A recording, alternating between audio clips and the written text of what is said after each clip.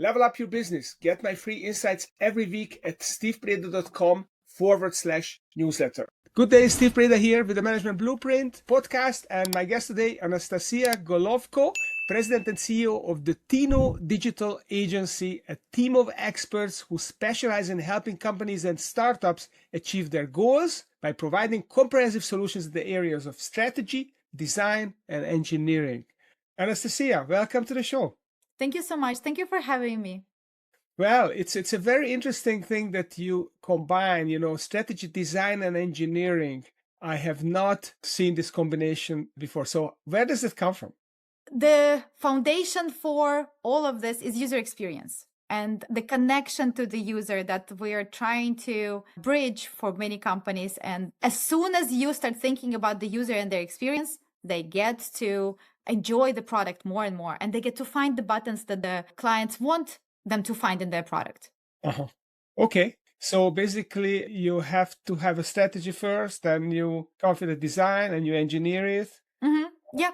The design supports the strategy, then you have a good product.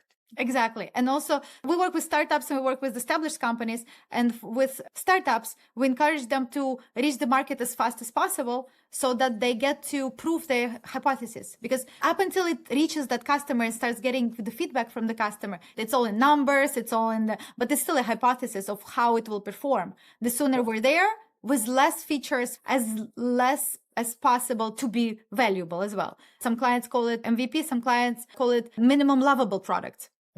Then they can start getting feedback and those relationships start building between the final user and the product. Yeah, that makes sense. Lovable is actually also a vibe coding platform. Yeah. Maybe that's where it comes from, that you can get to a lovable MVP very fast with the vibe coding. Yeah. So let me start by asking you, what is your personal why and how are you manifesting it in Tino Digital Agency? I did recall such a wonderful story that I want to share with everyone from my childhood. I was born when it was still USSR. I'm originally from Ukraine. And when USSR fell apart, everyone was poor. When I was 13 years old, I remember talking to my friends and saying that when I grew up, I'm going to drive a Jeep Grand Cherokee. They completely mocked me. They said, that's impossible. I remember that question until now. Do you even know how much money that cost? Have you ever seen that much money? My brain just flipped the switch. I just thought to myself, that's just money. It can be made. Money is there to be made. That mindset, I think, separated me from my childhood friends and giving myself a permission to dream big without the limitations. Just like we know, somebody dreamed about sending a car to space and that opportunity to think that up. So ironically, I ended up owning a Jeep Grand Cherokee. We had it for 10 years a while ago. It's just coincidentally, there were floods in Houston and Jeep Grand Cherokee has very good clearance on the bottom. So we were trying to do that. And after I got that car, I remembered this conversation from back in the day. So we started our agency with zero capital and zero connections.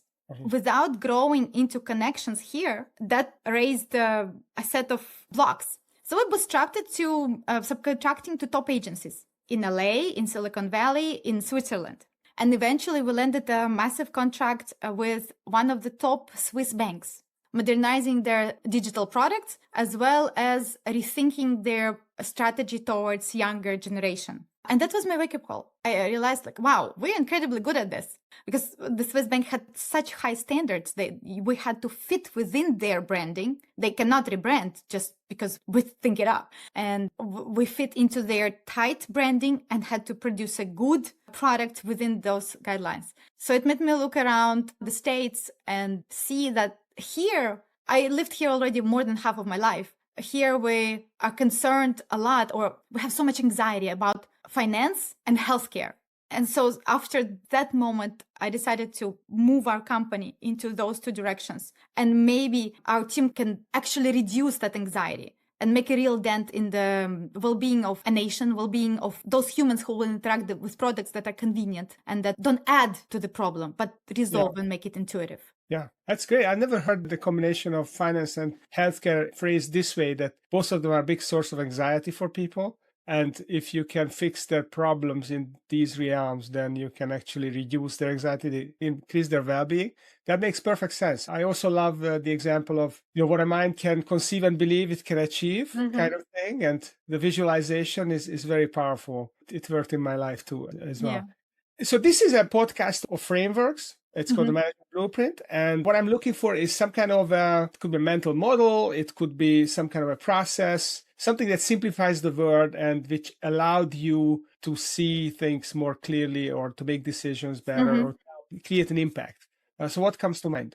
I love this question. And I love viewing other answers of your other guests to this question and how everybody approaches it differently and how for different people it's their own world that they built. So in our world, first we build relationships, no cold calls. And these relationships we build with our clients and with our team. The digital agency market is oversaturated with low quality providers who sign a client and disappear for 4 weeks and then come back and drop a product that doesn't relate at all. Then they come to us, some of our clients come to us and they say that that agency disappears. It's really important for us to be in contact. So our first step is building this in-person relationships. That also means visiting conferences, visiting events, showing up wherever is needed, even before and during the process and after as well. So I think what we do in this building relationship, we sell trust, not just the code or the design. Of course, yeah. That makes sense. In this AI age, when there's so much noise, when you're online, you don't know what's real, what's not real. But when you meet someone in person at a conference, then you know that they are a flesh and blood human being. Yes. And also describing to the person that user experience is important and that I can do it and that I do it really good, that doesn't really give them value. Rather than looking through the site face to face and finding certain things that are broken right there on the spot. It's not a simple presentation. It's already proof of my value. So that helps. So that's first. Next one is human element of the team. Our designers and developers, not machines. Each of those teams need their own approach. They need their own conditions to flourish. They need their own conditions to be successful. And if we keep a creative person locked into a fintech compliance driven products for too long, they'll burn out. It's two-faced. We try to do that as much as possible, but we consider, we'll listen. If the designer is telling us something that's not working out, if they hit a creative block, we try to replace them, give them different exercises, a break and so on. And then listening, rotating between the types of projects. But also whenever the fintech project comes back, we need the fintech team to work on it. So this point, sorry, I have a clarifying question. The previous point was help your team flourish, basically. And by rotating them, is it about helping them gain more experience or not burn out, or is it creating more ideas? So what's behind this idea of rotating?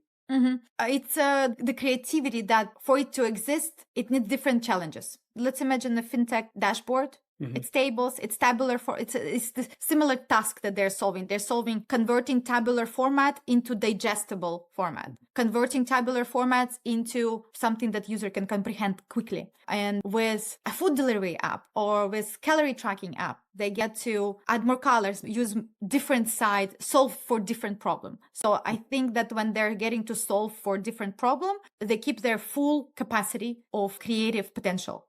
Yeah, you're not allowing them to fall into a rut and just go on autopilot, basically. Not everyone. We just mainly listen. We listen, and whenever we hear the signs that the person is asking for something more creative, we do that. Like happy humans build great products. Yeah, that's true. And we're a service company. Our team is our main advantage.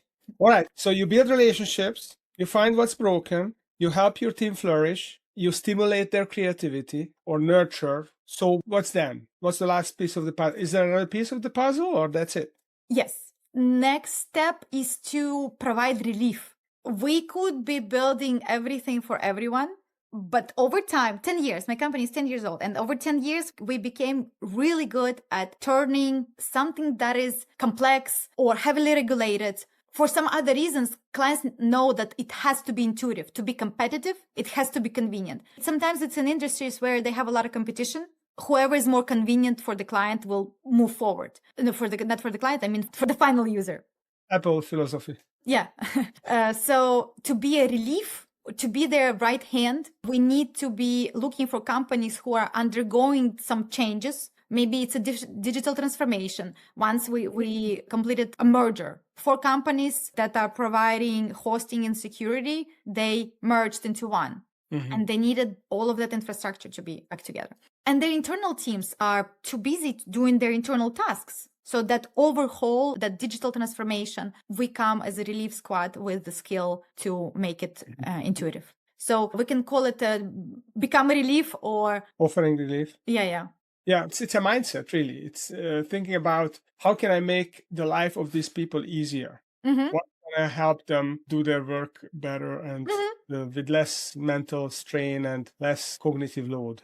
And for them, at the end, it's for their users as well. I often say that we build experiences that work. So every business owner, they came up with an idea of what they want their end users to do, but they don't always find it. They don't always find it because somewhere in that chain, there was a UX designer, there was a UI designer, and a developer that all worked together on that user experience, and something didn't go right. And typically with a little bit of data or just complaints or just suggested, owners and the product owners, they typically know what's not working. They can see some registrations not happening, some signups not happening, some applications not being filled out completely, and so on. So we got come to not the right amount of tickets got booked. Marketing worked fine, but somehow the carts are being dropped. Why is my cart dropped at the moment when we spend so much money on marketing? So we don't do marketing. We know what marketing we're trying to do, but what happened then? So you're treating the client's effort, marketing effort, as a complex system, and you want to optimize that system so that everything serves the same purpose and it's simple and have a team that keeps improving it. Yeah. And if they have some kind of a Google Analytics or Hotjar Analytics, that's always simpler to put a number to the word. We can say that this user experience is broken because consumers overloaded at the cart. Maybe you've seen those shopping carts where there's a timer, additional upsells, and there's also some additional decisions that they got to make, whether they want insurance or not, and so on. So it becomes very overloaded that people sometimes just close, it's too much. Yeah. So we look at the cart and see how it can be improved to be more pleasant. Yeah, that's great. That's fantastic. So switching gears here a little bit. So what drives growth in your particular business? That's what I actually started to talk about. I now realize that this friction audit, UX review, UX evaluation, that gives an immediate value. It is a foundation for our business growth. The thing is how it's delivered. So if I present it in a room and talk about user experience and how it is important and how to lay out things, the perceived value is hard to communicate. It can sound abstract unless we're talking about something specific. Our real growth driver is a live, maybe casual friction audit. For example, at the recent conference, business owner asked me to look at her website. And right there on my phone, I pointed out a few specific UX blocks that were delaying the purchase. That's like, look here, every second user is delayed. They're drifting away. They have to make an extra 2 clicks to get where they gotta be. This click is not necessary. You can remove it. You can place it here and there. And control dropped. She said, that's exactly what I needed. And when business owners see exactly where they are losing money in real time, that value is undeniable.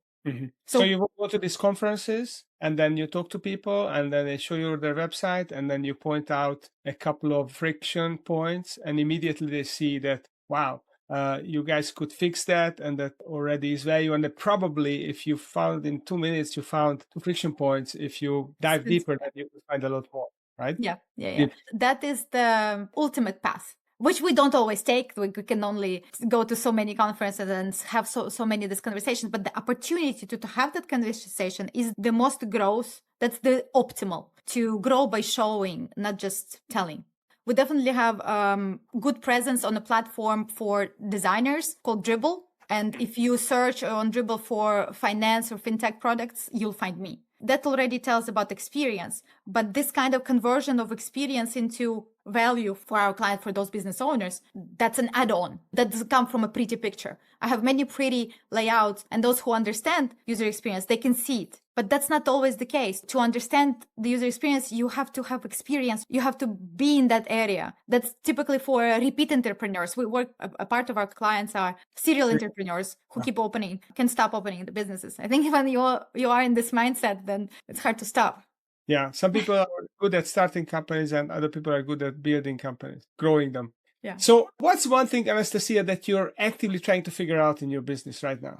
I'm actually trying to figure out how to get into the government space, government contracting. That's a whole different animal. And to get a government contract in the rating scale, there is a previous government experience. And today it's 2026. Every agency has a website. It means that they have a vendor. It means that they had a vendor or somebody has a preferred group of vendors and so on. So, and large companies are taking a big part of that market and so on. And market's oversaturated and somebody comes in and they do a website that's for dirt cheap.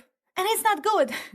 Not always, but we've been trying our local market in the city near me that I used to live. And then they had a RFP for the website. It's like, oh, I wish I would do that. I know them so well. But no, another company just low offer. And I think the website became worse than it was before. Yeah, there is a big gap between commercial company websites and government websites. You try to pay a bill to the government like taxes, and there are a million clicks, and it's so complicated, and it doesn't have to be. And I can totally relate to this. Why don't these people fix this up? And I think it partially comes from one of the points that I was making before is that understanding the user experience and understanding the value of it. It's not given. It's not something that existed a while ago. That was not one part of the rubric when they evaluated the offers. Exactly. It has to match with the existing system. It has to transmit data. It has to be ADA compliant, but there's nowhere that it has to be convenient for the users. Yeah. And we can quantify it. We can gather a user group, gather their feedback, and so on. So right now on Monday, I'm doing a demo for our first nearing completion government contract. And that client actually prioritizes user experience. And she asked, could we possibly do a user testing with my actual users? I cannot translate to you how much I love that question. Just the fact that she prioritizes that is exactly what we do. Yeah. You bring a lot of passion to solving problems, and I love that. So if you had a magic wand to fix one thing inside your company in the next 12 months, what would that be? Being the person who's always trying to fix something. And in my family, it's great that I have my business, because otherwise I would be going around and fixing stuff here. Yes. My husband would be just enough. So I think my first thing would be to focus on our team and to make sure that they are always heard, that they get the time that they need, that they get their problems resolved on time by the senior leadership, by whoever, by HR, by whoever's needed. I noticed several situations where that has been postponed, or the person doesn't speak up, or they see that I'm busy, someone else is busy, and they just don't, we didn't want to bother you. And then there is a point where they're not happy, and that's too late. So we don't want them to be not happy. So if I would have a magic wand, I would make sure that my team is heard. That's the most important. Heard, then we can see if it's solvable, if it's not solvable, and so on. Yeah, that's very important, because ultimately you said that you want a happy team, because a happy team does great work. And if people feel heard, they're going to be happier and everything. If somebody's selling widgets, it's an equivalent of, I want my widget to be perfect. And for my widget to be perfect, because we test the skill before we hire. So they already have a skill. They already have good teamwork. I think the environment that we've built is already there. So we have those foundations for them to be able to apply themselves properly. But then what if something happens on the way? Yeah. Love it. I love this human-centric approach that you take, and not just for your team, but also you look at the human user experience, the people to improve the lives of your customers by designing good products. Yeah. So if someone would like to maybe take advantage of your services, or they have some friction that they want to allay, or they are a government agency and they figure out, well, maybe these guys down in Houston can help us, where can they reach you and how can they connect with you personally? It's very easy. Tino.design is our website. And there you can schedule a call with me. Just choose any time on my calendar and speak to me, or to my right hand. Alexander is also there available. Whoever's time is more convenient. And we can just have a conversation and see whether we can help or not. Okay, so you heard Anastasia Golovko, the president and CEO of the Tino digital agency down in Houston. She really cares about your company and your user experience, and for your people to not be frustrated using their technology. So if you like what you heard, reach out to them, check out the dino.agency website, book a call. And if you enjoyed this episode, then make sure you follow us on YouTube and give us a review on Apple Podcasts. And stay tuned, because every week we have an exciting entrepreneur come and share their best kept secret framework with us. So thanks, Anastasia, for coming, and thank you for listening. Thank you, Steve. I appreciate you listening today. Stay connected. Sign up for my free weekly newsletter at stevepreda.com/newsletter.